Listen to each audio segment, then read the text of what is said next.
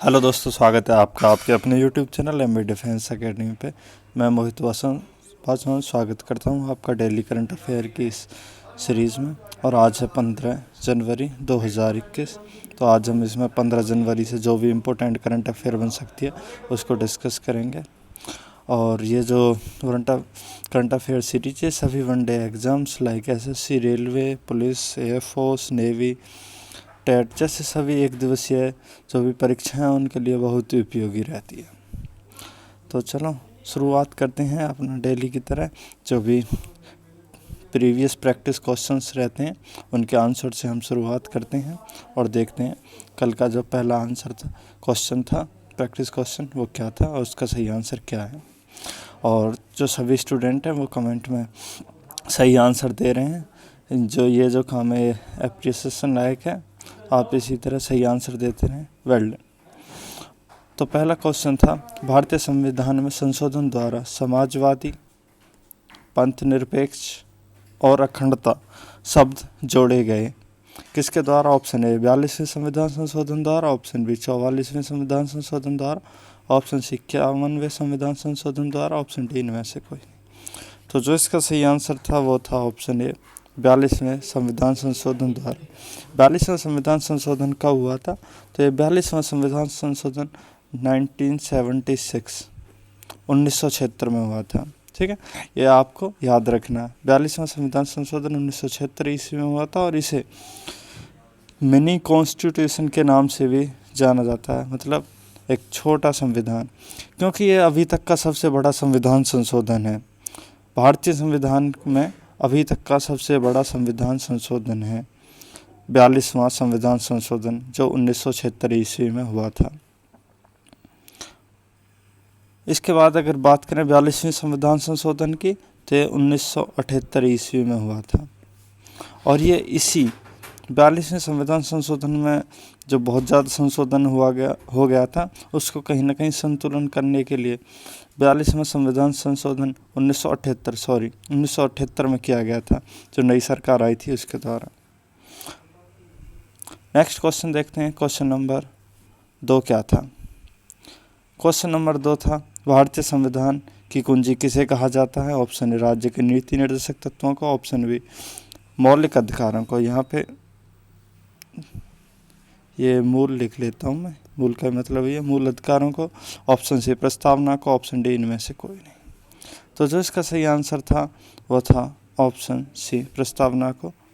Students ने सही जवाब दिया है, आप सभी का ने सही जवाब दिया है कमेंट बॉक्स में, बिल्कुल करेक्ट। आपने प्रस्तावना को ही वहाँ पे लिखा है, तो जो आपका जवाब था वो बिल्कुल सही था। गुड। और इसके साथ ही मैं आपको बता देता हूँ प्रस्तावना के बारे में कुछ चीज़ें। प्रस्तावना को भारतीय संविधान की कुंजी कहा जाता है। इसका तात्पर्य क्या है? कभी भी अगर सुप्रीम कोर्ट को संविधान की व्याख्या करनी होती है तो वो संविधान की प्रस्तावना का ही सहारा लेते हैं, इसीलिए प्रस्तावना को भारतीय संविधान की कुंजी कहती है। अगर कोई भी चीज़ जो हमारे संविधान में स्पष्ट नहीं है तो स्पष्ट करने के लिए प्रस्तावना को पढ़ा जाता है, क्योंकि प्रस्तावना जो संविधान निर्माता थे उनकी भावना है, वो किस टाइप का कैसा संविधान बनाना चाहते थे, वो इस प्रस्तावना में उनके भाव दिखाई पड़ते हैं। तो इसीलिए कभी भी अगर अस्पष्टता होती है किसी भी चीज़ को लेके तो प्रस्तावना को रेफ़र किया जाता है। प्रस्तावना को इस समय जो भारतीय संविधान के मूल ढांचे में शामिल कर लिया गया है, जो इसका बेसिक स्ट्रक्चर है। तो बेसिक स्ट्रक्चर में हम या ये हमारी संसद संशोधन नहीं कर सकती, इसको सिर्फ बढ़ा तो सकते हैं, इसमें पॉजिटिव सकारात्मक बातें तो जोड़ सकते हैं, लेकिन इसमें कुछ ऐसे संशोधन नहीं कर सकते जिसकी इसकी मूल भावना ही बदल जाए। उसके बाद स्टूडेंट्स ने कुछ ने कमेंट करके बताया कि मौलिक अधिकारों को मैग्ना कार्टा कहा। ये अगर उन्होंने अलग से कुछ ऐसी बातें जोड़ी हैं, अच्छी बातें, तो मैं बता देता हूँ, हाँ, मूल अधिकारों को मैग्ना कार्टा कहा जाता है, क्योंकि ये मूल अधिकार ही ऐसे हैं जो नागरिकों को राज्य के विरुद्ध अधिकार दिए गए हैं। ठीक है, तो इसका सही आंसर हो गया ऑप्शन सी। उसके बाद हम डेली की तरह एक मोटिवेशनल कोट डिस्कस करते हैं, और देखो कितनी अच्छी बात लिखी हुई है। अगर मेहनत आदत बन जाए तो कामयाबी मुकद्दर बन जाती है। कुछ लोग आपने सुना होगा ये कहते हुए कि हमारी तो मुकद्दर में ही कामयाबी नहीं है, हमारी तो मुकद्दर में ये चीज़ें नहीं हैं। वो ही लोग कहते हैं जिनकी आदत में मेहनत नहीं होती है। और अगर मेहनत आदत बन जाती है, किसी की आदत में मेहनत होती है, तो कामयाबी उनका खुद मुकद्दर बन जाती है। तो चलो ठीक है, और शुरुआत करते हैं फिर आज के जो करंट के क्वेश्चन हैं उनको। क्वेश्चन नंबर 1, 15 जनवरी प्रतिवर्ष भारत में आयोजित किया जाता है। 15 जनवरी की बात की जा रही है, 15 जनवरी आज ही है। ऑप्शन ए जल सेना दिवस, ऑप्शन बी वायु सेना दिवस, ऑप्शन सी थल सेना दिवस, ऑप्शन डी राष्ट्रीय रक्षा दिवस। तो जो इसका सही आंसर है वो है ऑप्शन सी थल सेना दिवस। प्रत्येक वर्ष 15 जनवरी को भारतीय थल सेना दिवस आयोजित किया जाता है। 15 जनवरी को क्यों आयोजित किया, इस बात को हम समझेंगे। 15 जनवरी 1949, कब? 15 जनवरी 1949 को भारतीय सेना के प्रथम भारतीय लेफ्टिनेंट जनरल KM करियप्पा ने कमांडर इन चीफ के रूप में अपना पदभार ग्रहण किया था। तो अगर जो फर्स्ट कमांडर इन चीफ जो थे इंडियन, वो कौन थे? KM करियप्पा।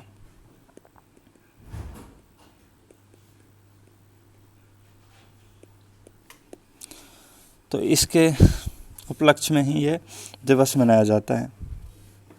अगर बात करें first field marshal Indian army के, यहाँ आपको अंतर समझना होगा, ठीक है। तो वो थे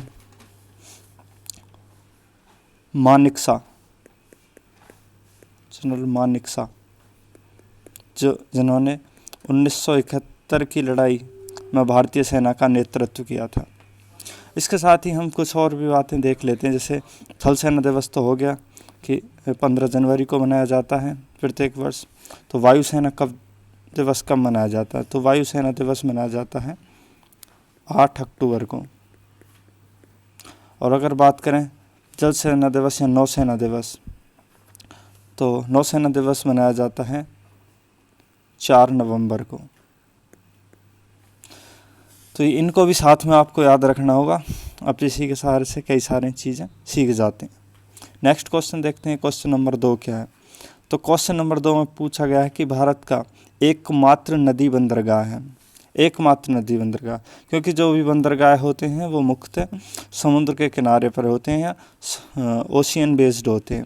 तो इसका ऑप्शन ए दिया गया कोलकाता बंदरगाह, ऑप्शन बी मुंबई बंदरगाह, ऑप्शन सी चेन्नई बंदरगाह, ऑप्शन डी न्यू मंगलुरु बंदरगाह। तो इसका जो सही आंसर है वो है ऑप्शन ए कोलकाता बंदरगाह। कोलकाता बंदरगाह भारत का एकमात्र ऐसा बंदरगाह है जो नदी आधारित है। यह समुद्र से 203 किलोमीटर की दूरी पर है, जबकि मोस्टली सभी बंदरगाह समुद्र के किनारे पर होते हैं, लेकिन ये समुद्र से 203 किलोमीटर की दूरी पर स्थित है।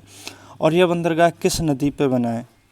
उस नदी का नाम है हुगली नदी, जो कोलकाता में है। रीज़न ये है कि इस नदी में बहुत ज़्यादा मोड़ होने के कारण जो नौ परिवहन है बहुत ही कठिन माना जाता है, जिसकी वजह से यह चर्चा में रहता है। नेक्स्ट क्वेश्चन देखते हैं क्या है। क्वेश्चन नंबर 3, वह राज्य जहाँ खुदाई में हाल ही में मध्ययुगीन काल के 2 बौद्ध मठों मोगलिक विहारिका और यज्ञपीडिक विहारिक मठों की पहचान की गई। Option A Karnataka, option B Paschim Bangal, option C Gujarat, option D Madhya Pradesh. तो जो इसका सही आंसर है वो है ऑप्शन बी पश्चिम बंगाल। हाल ही में पश्चिम बंगाल के मिदनपुर जिले में मोगलमारी में खुदाई के दौरान मध्ययुगीन काल के 2 बौद्ध मठों, कौन कौन से? युगलिक विहारिका और यज्ञपिंडिका विहार, इन मठों की पहचान की गई। इसका जो तात्पर्य है, इसका तात्पर्य यह है कि यज्ञ करने का स्थान। ज्ञात रहे कि खुदाई के दौरान उत्कीर्ण मोहरों के 6 पुरातात्विक टुकड़े भी साथ में प्राप्त हुए। ठीक है, तो इसका सही आंसर ऑप्शन बी नेक्स्ट देखते हैं। नेक्स्ट क्वेश्चन नंबर 4, वह संवैधानिक अनुच्छेद जो सर्वोच्च न्यायालय को संघीय ढांचे की विभिन्न इकाइयों के बीच विवाद पर आरंभिक अधिकारिता की शक्ति प्रदान करती है। पहली बात, अनुच्छेद पूछा गया है और सर्वोच्च न्यायालय संबंधित है और संघीय ढांचे की बात की गई है और उनके बीच विवाद पर आरंभिक अधिकारिता की शक्ति प्रदान। तो इसमें हमें सबसे पहले प्रश्न को पढ़ना और उसके जो की पॉइंट्स हैं उन पर ध्यान देना है। तो मैं आपको इस वर्ड को, संघीय ढांचे का क्या मतलब है, पहले इसको समझा देता हूँ। संघीय ढांचे का मतलब है कि इसमें एक केंद्र होगा और उसके साथ अनेक राज्य होंगे। संघ की सरकार अलग होगी या केंद्र की सरकार अलग होगी और राज्यों की सरकार अलग होगी और दोनों स्वायत्त होकर कार्य करेंगी। तो इसी को संघीय ढांचा कहा जाता है। अब बात करें तो इसमें क्या कहा गया कि अगर इन दोनों इकाइयों के बीच में, अगर केंद्र और राज्यों के बीच में, थोड़ा है क्वेश्चन को घुमा के पूछा गया, अगर केंद्र और राज्य के बीच में अगर विवाद की स्थिति उत्पन्न हो जाए तो जो सर्वोच्च न्यायालय, जो सुप्रीम कोर्ट है, उसको एक अधिकार दिया गया है। तो वह अधिकार किस अनुच्छेद में दिया गया, तो यहाँ पे वो पूछा गया है। तो जो इसका सही आंसर है वो है ऑप्शन है आर्टिकल 131। आर्टिकल 131 इसी में ये अधिकार दिया गया है। अब ये न्यूज़ में क्यों है, तो हाल ही में क्या है कि केरल सरकार द्वारा जो नागरिकता संशोधन अधिनियम है उसके खिलाफ सर्वोच्च न्यायालय में अनुच्छेद 131 के प्रावधानों के तहत याचिका दायर की गई है। तो क्योंकि ये जो नागरिकता संशोधन अधिनियम है ये केंद्र सरकार द्वारा पारित किया गया है और केरल इसका विरोध कर रहा है जो कि एक राज्य है। तो अगर इन दोनों में विवाद हो गया, तो ये फिर आर्टिकल 131 के तहत कहाँ गया केरल, सुप्रीम कोर्ट में। तो आई होप ये आपको समझ में आ गया होगा। नेक्स्ट क्वेश्चन नंबर 5 देखते हैं। तो क्वेश्चन नंबर 5 में क्या पूछा गया, तो क्वेश्चन नंबर 5 में पूछा गया केंद्रीय उपभोक्ता मामलात मंत्रालय, कौन सा मंत्रालय, केंद्रीय उपभोक्ता मामलात मंत्रालय द्वारा हॉलमार्किंग स्वर्ण आभूषणों को कितनी श्रेणियों में विभाजित किया गया है। ऑप्शन है 14 कैरेट, 18 कैरेट और 22 कैरेट। ऑप्शन बी 14, 18 और 24 कैरेट। ऑप्शन सी 12, 18 और 24 कैरेट। ऑप्शन डी 12, 18 और 21 कैरेट। तो आपने देखा होगा कि फैमिली में कोई ना कोई तो जो ज्वेलरी होती है गोल्ड की, उसको ख़रीदने के लिए ज्वेलर्स के पास जाते हैं तो वहाँ पे एक हॉलो मार्किंग होती है। और आपने कभी ना कभी टीवी न्यूज़ या कहीं ना कहीं ऐड में भी देखा होगा कि जो भी आप ज्वेलरी खरीदें उस पर हॉलो मार्क ज़रूर चेक कर लें। तो उसमें क्या होता है, उसके हॉलो मार्क के हिसाब से ही उन आभूषणों को कैटेगराइज्ड किया गया है कि इसकी कितनी शुद्धता है। तो हाल ही में जो केंद्रीय उपभोक्ता मामलात मंत्रालय द्वारा स्वर्ण आभूषणों या स्वर्ण कलाकृतियाँ या जो भी और आर्टिकल्स हैं सोने के, उनको बेचने के लिए हॉल मार्किंग को अनिवार्य करने की घोषणा की है। मतलब ये कंपलसरी है, ये अगर कोई भी दुकानदार इसको बेचता है तो बिना हॉलो मार्किंग के वो नहीं बेच सकता है।